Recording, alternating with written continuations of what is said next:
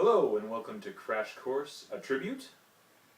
My name is Jason, a student at BCIT, and I'll be discussing neuroengineering. So today, we're going to be discussing neuroengineering, which is a field of science which examines the nervous system and technology, and how the two can better our lives.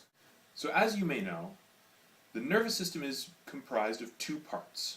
The central nervous system, which acts as our CPU, our central processing unit, and the peripheral nervous system, which acts as a giant courier network throughout the body to give input and output feedback. So how can electrical equipment and our nervous system interact? Nerves conduct electrical pulses to and from the brain. Either an input to the brain or an output from the brain to cause a reaction like walking.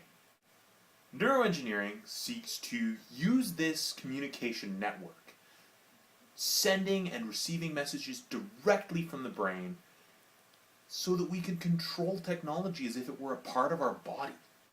Now, some people may find these ideas and concepts a little bit disturbing, maybe like Borg or killer robots from the future. But what neuroengineering is trying to do, and in fact what many devices succeed in doing, is enriching the lives of people who face daily physical challenges. So where is this technology at now? Well, really, the most commonly used device is called the cochlear implant. It replaces the ear for somebody who can't hear. It consists of a microphone, as you'd expect, a signal processor, a transmitter, and a series of 22 electrodes that wrap around the cochlea to stimulate the auditory nerve. This device allows someone who can't hear, maybe because of a burst eardrum, or because of being born deaf, to hear. This is a good example of an input device. It doesn't take commands, it simply gives input.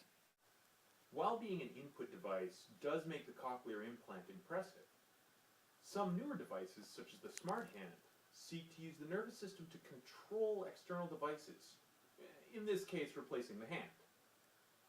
These devices use nervous system pulses to activate grasping maneuvers or to simply point. The smart hand is one of many prosthetic devices, but one of the ideas that makes it truly unique is the way that it seeks to replicate not only the function of a hand, but also the form of a hand. It seeks to look as normal as possible, and it in fact is seeking to develop a bidirectional interface that will allow it to give feedback to the user as to how tightly they're gripping something, or simply that they're touching something. So let's take a slightly closer look at how this exactly works. First, with the smart hand, a high-level controller takes input from the user. This high-level controller then commands the low-level motor controllers in a master-slave relationship to perform tasks. Then, feedback is provided by the finger sensors back into the high-level controller as to exactly how this is going on. These three controllers allow the smart hand to be programmed in such a way as to mimic a human hand as closely as possible. Oh, is it time for the open letter?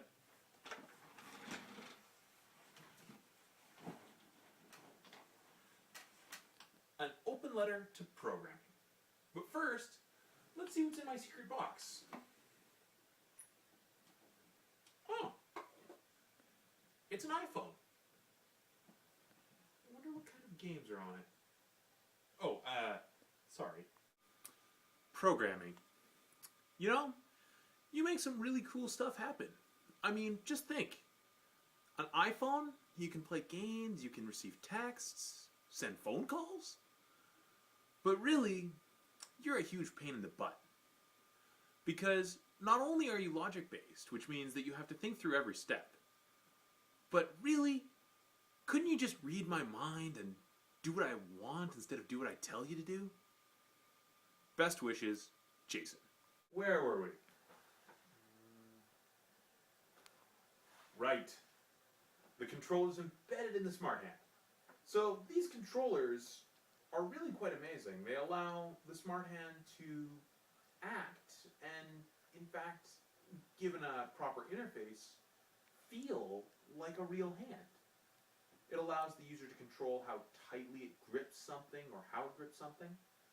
A lot of current prosthetics that are used simply resemble, I don't know, a hook or a claw. Yes, a claw. Right. But the truth is that this technology is just getting started. Interfacing with our nervous system has a long way to go. But let's talk about it. The future. Really, what does it hold?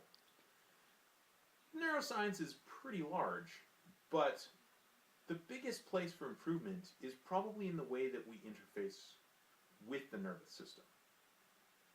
For example, we can't really send more than 1 or 2 signals at a time. Although we do understand how the nervous system sends pulses, we're not very good at reproducing that action. But in the future, maybe we could just, turn on and off the lights at will with a thought. Hey, who turned out the lights? Oh, right, future self. Anyway, I think that really neuroscience has a really awesome future ahead of it. And I think you should be excited. So Crash Course was created by John Green and his brother Hank Green. This isn't Crash Course. This is just a tribute. I want to thank all of the awesome researchers out there who spend their time and effort creating awesome stuff. They all wrote articles, which I read. Citations and such will be in the show notes. I want to thank my parents for lending me the use of their basement and whiteboard. And I want to thank my wife most of all for helping me prepare and film this presentation. Don't forget to be awesome.